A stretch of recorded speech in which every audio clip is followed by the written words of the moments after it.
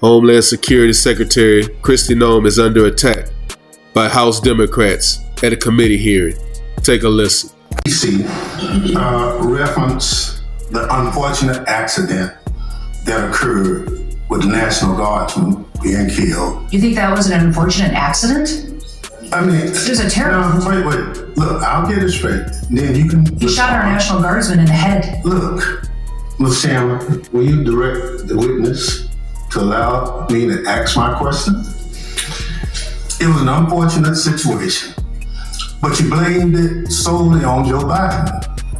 I want you to know who approved the asylum application for this same person. Mr. Thompson, this individual that came into the country. No, I want to know who approved. Congressman Thompson, I want you to understand when this individual came into the country, he came under evacuation of Afghanistan under Operation Allies Welcome, was thoroughly vetted by the Biden administration at that point in time, allowed into our country, and that was never followed up. I want to remind everybody in Congress, we follow the law, and every asylum is supposed to have a check-in every single year, and the Biden administration failed to do that. They vetted this individual, allowed them into our country, and did not do the witness will allow the gentleman to ask his question. Yes or no? Who approved the asylum claim? The application on the asylum was thoroughly filled out by information that was gathered by the Biden administration. So the Biden administration approved the asylum. The asylum application was put into place under the rules established by the Biden administration. Reclaiming my time. I don't want to file perjury charges against you, but I'm of the opinion that the Trump administration, DHS, your DHS, approved the asylum application. The asylum application moved forward under all of the information and vetting processes that were put in place under the Biden administration, which is when vetting happened. And that's what President Trump has changed. Under President Trump's administration. My time again. When it's obvious you don't want to answer the question. Mr. Kent, you want to shout in? The individual was vetted to serve as a soldier in Afghanistan, and that vetting standard was used by the Biden administration as a ruse to bring him here. Had we followed the standard operating procedures for special immigrant visas, that individual and none of the Allies Welcome people would have come to America. That's on Joe Biden. Gentlemen's time is expired. That was the answer. Point of order, Mr. Chairman. That was a murder that took place in D.C. It was not an unfortunate incident. And those comments are effing disrespectful. Who is it? I expect better from the It's not a valid point of order. Worst criminals, and we agree with you. The problem is 70% of the people you've arrested have no criminal record. You're going after non-criminal immigrants, U.S. citizens, and permanent legal residents. Donna Hughes Brown, Irish citizen, green card holder, 48 years in the United States. She also happens to be the mother of a U.S. Marine, sister to a retired Army colonel. She's in ICE detention since July. She tried to come back from Ireland, arrested, has been there since then. Her crime? She wrote 2 bad checks for less than $80 a decade ago. You arrested her, she's in custody. Her husband, Jim Brown, came to us and told us her story. Jim told us, I voted for President Trump because he promised to go after criminals in our community and not people like my wife. Secretary Noem, you lied to me under oath that day. You lied to the American people, and you have betrayed the trust placed upon you in your role as Secretary of Homeland Security. You defied federal court orders when you refused to order the deportation flights to El Salvador in March to turn around. Federal courts have also found your department to have violated federal injunctions in your continue to send non-citizens on deportation flights, with some courts having called your orders unlawful. Secretary Noem, I just have 3 questions for you. 1, why did you lie under oath by saying DHS was following all federal court orders when they clearly were not.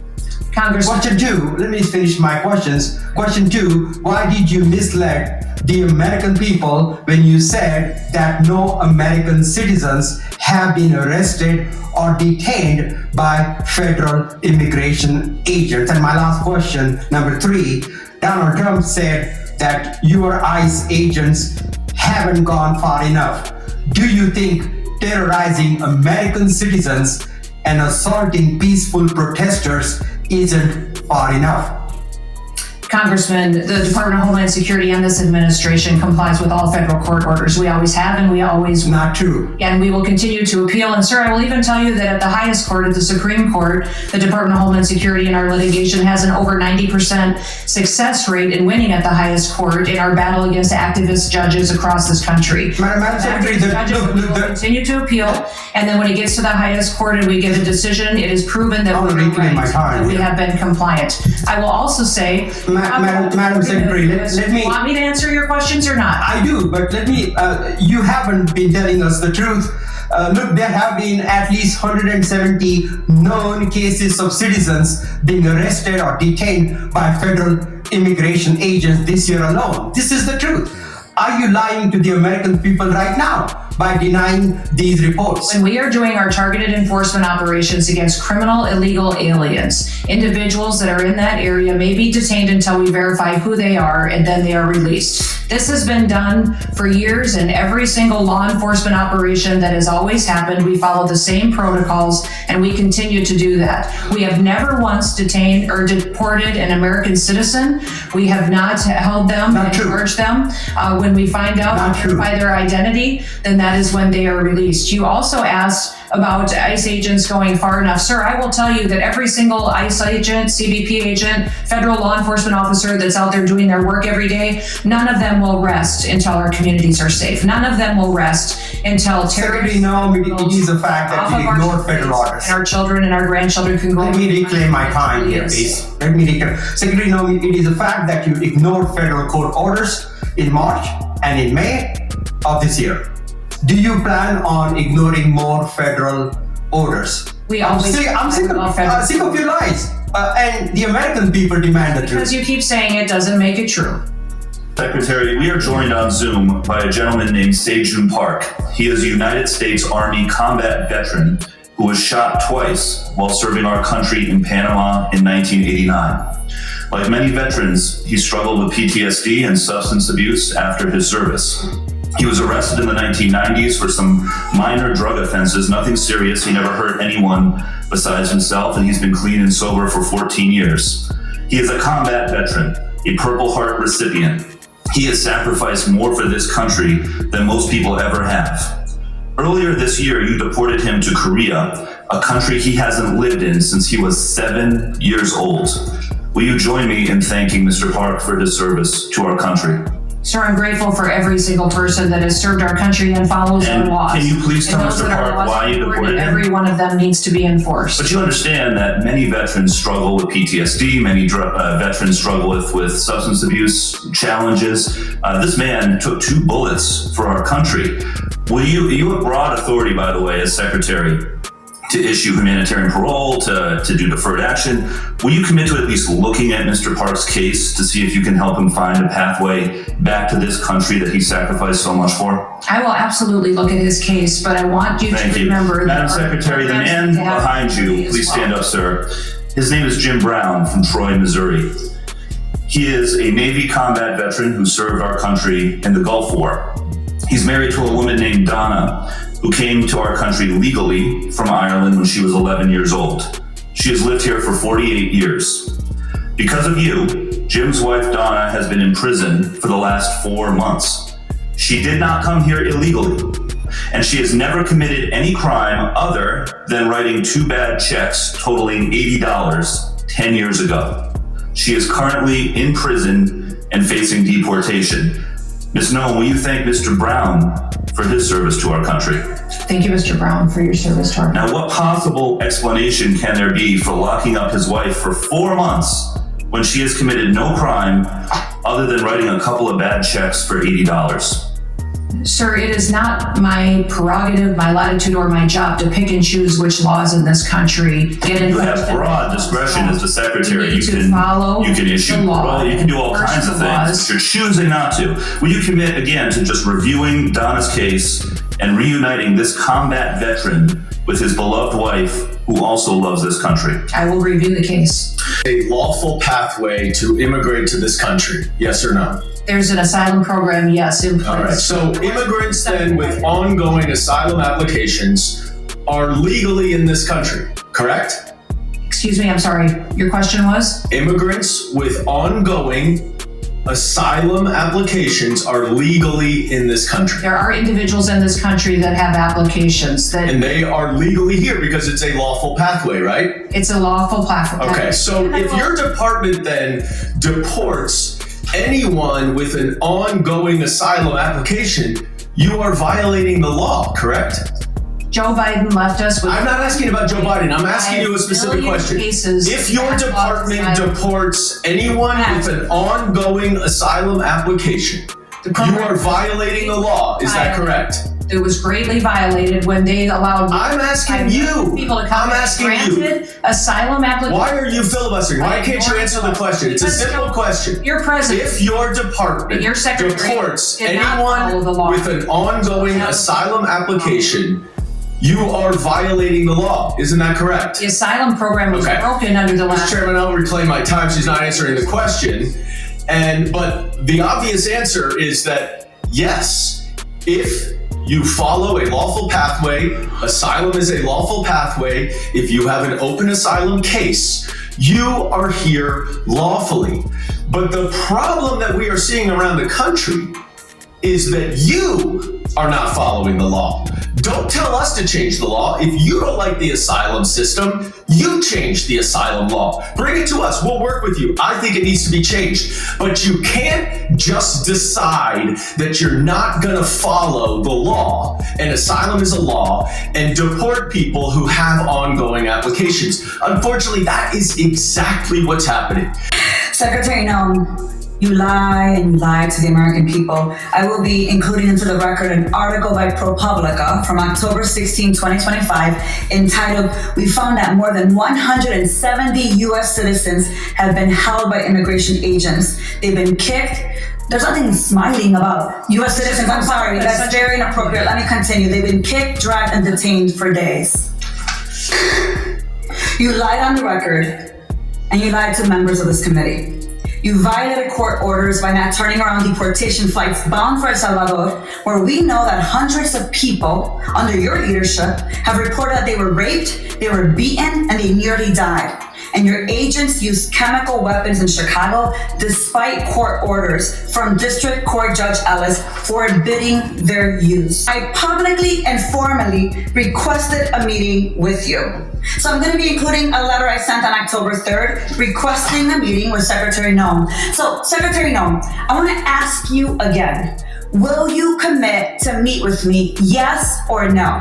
Yes, absolutely. Thank you. Thank you. So we have a lot to talk about, and actually my scheduler has a couple dates that I'll get to you after this meeting. I appreciate that. So look, I want to be very clear.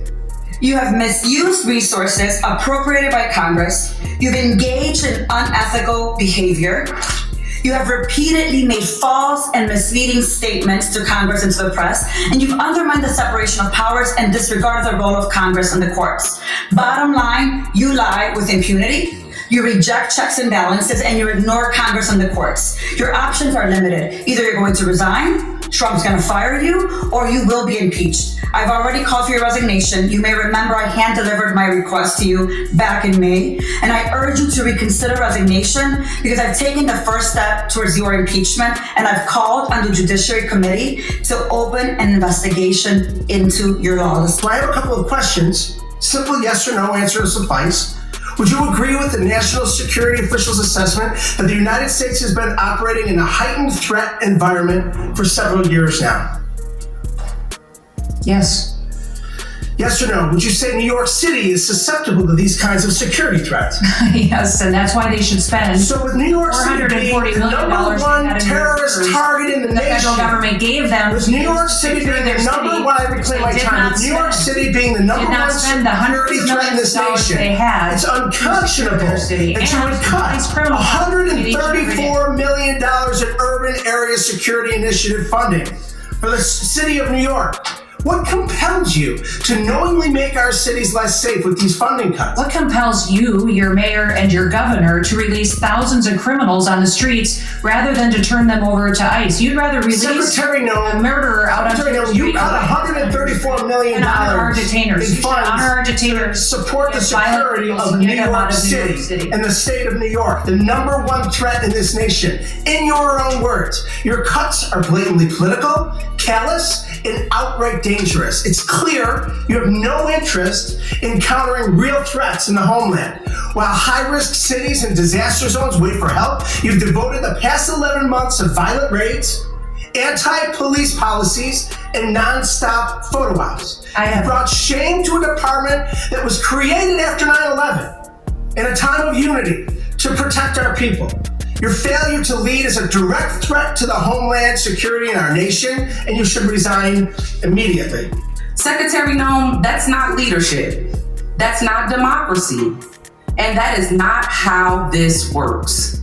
Again, this is not just about you. Don't want you to think this is just a pick on you day. This is about the Trump administration that has turned DHS into a political weapon. So I'll ask you this.